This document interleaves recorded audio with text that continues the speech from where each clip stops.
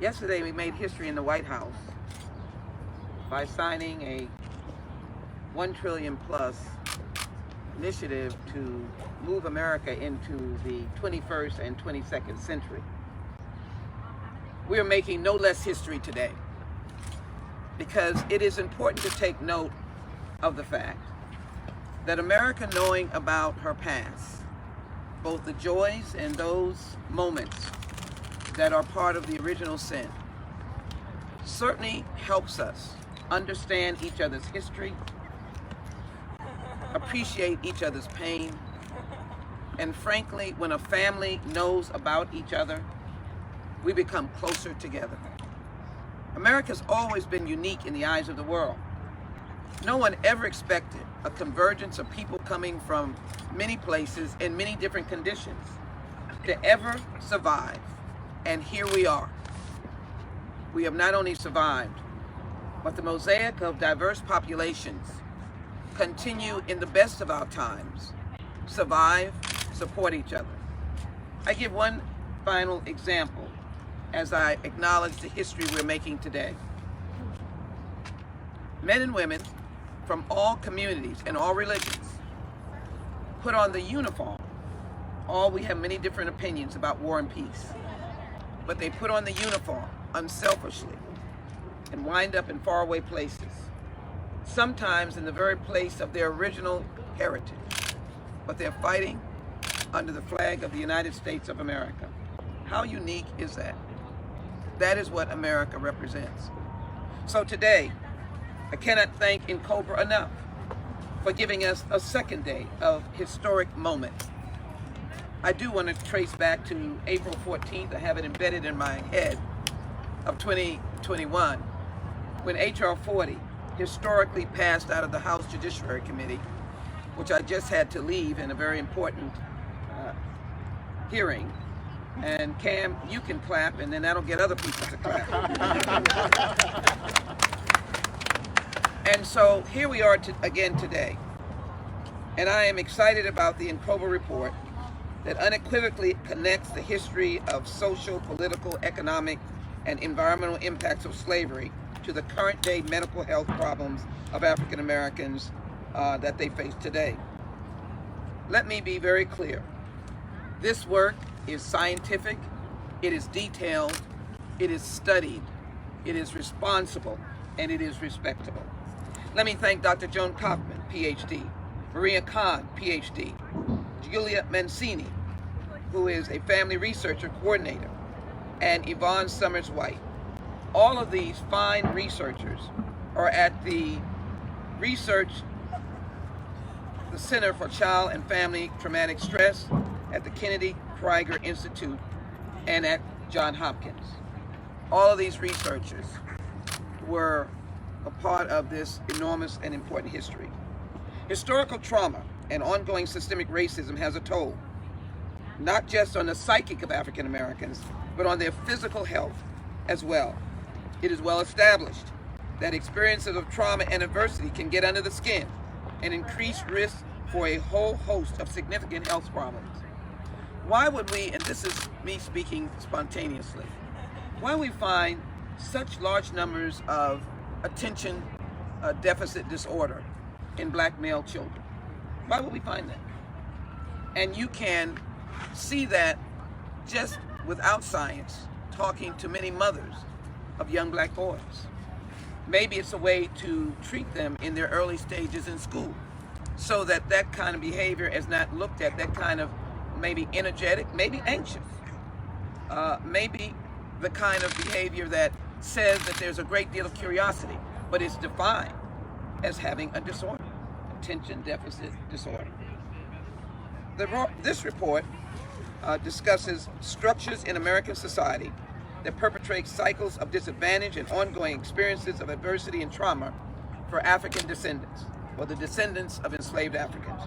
Systemic biases and racial disparities in the criminal justice system are discussed, and the spiraling negative effects of mass incarceration, not just on the formerly incarcerated persons, but on their partners and children are highlighted as well. In my community, I'm dealing with young Fred Harris. He's only 90 pounds. We lost him in a jail cell where he was incarcerated with a big, bulky person of a different racial background that had his own problems, and he literally beat him to death. The jailers knew that that wasn't a place, but was his life so insignificant? And he was in for such minor, not prison, but jail, that no one bothered to worry about his safety. The data within this report links adversity and trauma to a whole host of medical health problems. Experiences of adversity increase risk for problems with obesity, diabetes, heart disease, and more. It makes it clear, the harm report, what a name, that epigenetics and the concept of transgenerational epigenetic inheritance is the transmission of deleterious effects of ancestral traumas through chemical epigenetic modifications of the DNA that are inherited across generations. Please read it before you misinterpret it. It is a thoughtful, detailed report. So simply it makes it clear that our grandchildren, great-grandchildren, and great-great-great can be negatively impacted by the ancestral traumas, even when they have not been with each other pain. How could we ignore this opportunity?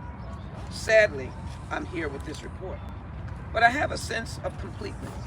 I feel vindicated, and I think and believe that if this report gets its national attention, transcends the boundaries of race, we will begin to heal, and then we will be rushing toward passing H.R. 40 on the House of Representatives, moving it forward in its legislative process, and having the hand of a president who historically transformed America yesterday on November 15, 2021, by signing this transformative, technological, rebuild, refit, life-saving bill, will again stand in the sunlight of history and sign H.R. 40, just as he was gleefully happy to sign in recognition of slavery by signing, Congressman Davis, Juneteenth on last June, if you will.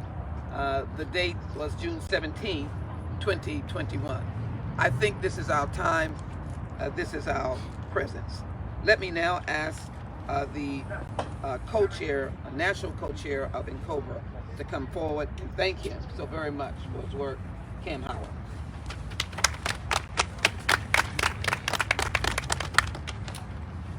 Thank you, Congresswoman Sheila Jackson-Lee, for your tremendous leadership on the issue of reparations for our people in this country at this particular time. NCOBRA has for 34 years been out front leading the charge for reparations for Black Americans in this country. Today, we have intensified our charge with the release of this report. The harm is to our genes, transgenerational epigenetic inheritance, and systemic racism in the U.S. For years, the argument has been that slavery and segregation happened so long ago. None of you today were living at that time, so you weren't affected by it, they say. Why don't you just get over it and move on? Well, science today is saying something totally different. We cannot just move on. It's not that simple and it's not that easy.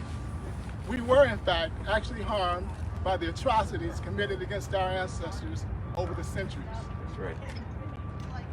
In releasing this report, NCOBRA has 5 outcomes that we desire. 1, we want inclusion. We want this historical fact that historical trauma must be included in every conversation in this country about health disparities. Must be included. 2, we want resources targeted to mitigate the harmful effects of the transgenerational epigenetic inheritance and historical trauma.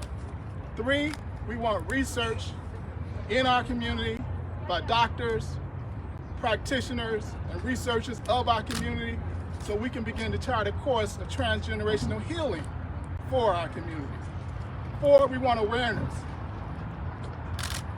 There has to be a massive federal awareness campaign so that we can individually know and understand what we can do ourselves to help mitigate the effects of this historical trauma.